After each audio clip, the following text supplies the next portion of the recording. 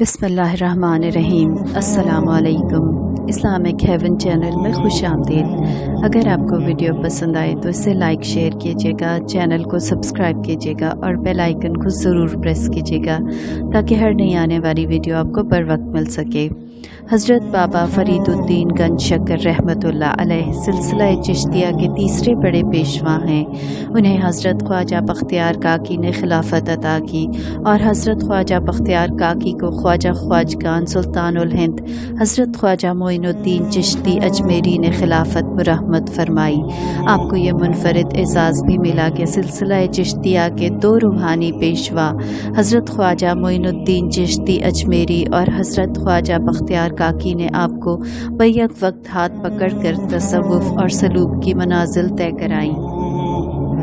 दिल्ली में हज़रत बाबा फ़रीद ने अपने मुर्शिद गिरामी की खानकाह में क़याम फरमाया। रात दिन इबादत इलाही में मशगूल रहते और सिर्फ नमाज के लिए हुजरे से बाहर तशरीफ़ लाते। एक जुम्मे को हुजरे से बाहर निकले तो देखा कि एक दरवेश बाहर खड़ा है। उसने हज़रत बाबा फ़रीद रहमतुल्लाह अलैह का दामन पकड़ लिया और अर्ज़ किया, शेख आलम, हांसी के लोग आपकी जुदाई में तड़प रहे हैं, करम फरमाइए और हांसी को फिर अपने कदम मुबारक से मुशर्रफ फरमाइए।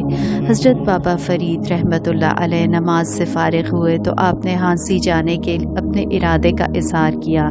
इससे दिल्ली के लोगों में सख्त इज़्तिराब पैदा हुआ और उन्होंने आपसे दिल्ली ही में क़याम करने की दरख्वास्त की, लेकिन बाबा फ़रीद रहमतुल्लाह अलैह ने फरमाया, हांसी को मेरी ज़्यादा ज़रूरत है। हांसी में एक मुद्दत तक क़याम फरमा रहे। वहाँ के लोगों ने हज़रत बाबा फ़रीद रहमतुल्लाह के वसूद से खूब फैज़ उठाया। शेख जमालुद्दीन हांसवी अरसे से वहाँ मुजाहिदा और रियाज़त में मशगूल रहते थे। जब हुजूम खल्क़ हद दर्जा बढ़ा तो शेख जमालुद्दीन हांसवी को अपनी सनद खिलाफत देकर उन्हें हांसी में ठहरने की हिदायत फरमाई और ख़ुद अजूदन की तरफ चल पड़े। पंजाब का ये इलाका मुद्दत से बारान रहमत का मुंतज़िर था।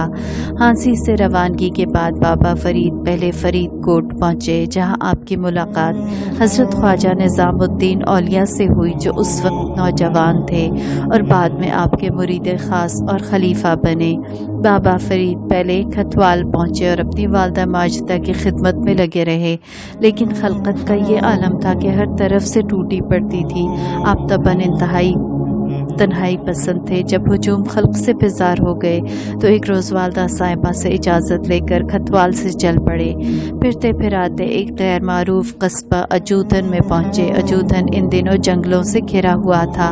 कस्बे के अतराफ में दूर तक चंद बस्तियाँ थीं। आपने दारुल हुकूमत या किसी बड़े शहर के बजाय इस सुनसान बेआबाद और पसमानदा इलाके अजूदन को अपने क़याम के लिए पसंद फरमाया। अजूदन से बाहर मगरिब की सिमत एक दरख्त के नीचे बाबा फ़रीद रहमतुल्लाह अलैह ने अपना मसल्ला बिछा दिया और याद इलाही में मशगूल हो गए।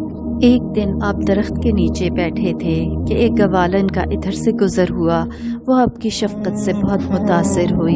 एक रोज़ वो बड़ी परेशानी में आई और अपने हालात बयान करने लगी।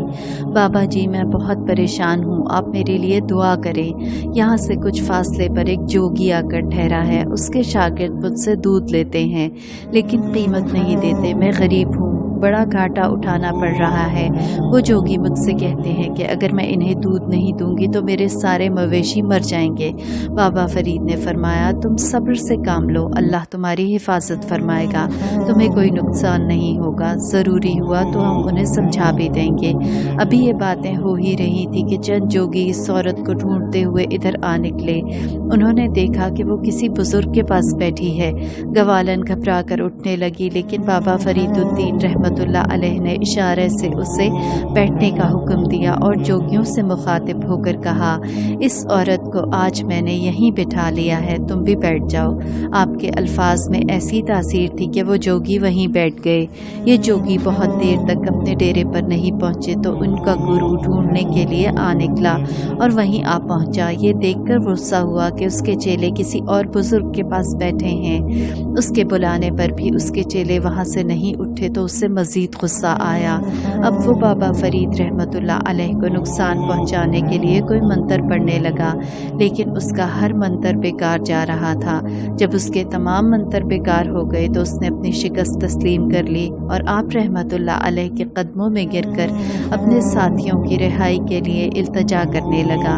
मेरे साथियों को छोड़ दो, वरना ये ज़िंदगी भर यूं ही बैठे रहेंगे। तुम जोगी हो, क्यों लोगों को नाहक परेशान करते हो? अब मैं दो बातें तुम्हारे सामने रखता हूँ, इस्लाम कबूल करके हमारे साथ रहो या फिर इस शहर से दूर चले जाओ। हज़रत बाबा फरीदुद्दीन रहमतुल्लाह अलैह की ज़ुबान से जैसे ही ये अल्फाज अदा हुए, तमाम चेलों को जैसे होश आ गया। गुरु समेत सब ने माफ़ी तलब की। उन्होंने इस्लाम तो कबूल नहीं किया, लेकिन वादे के मुताबिक अजूदन से कूच कर गए। इस वाक़े का ऐसा चर्चा हुआ कि अजूदन के लोग जो इन जोगियों से परेशान थे आपकी खिदमत में हाजिर होने लगे। बाबा फरीद रहमतुल्लाह अलैह की शबाना रोज़ कोशिश से अजूदन में दीन इस्लाम की रोशनी फैलने लगी। अक़ीदतमंदों की एक बहुत बड़ी तादाद आपके इर्द गिर्द जमा हो गई।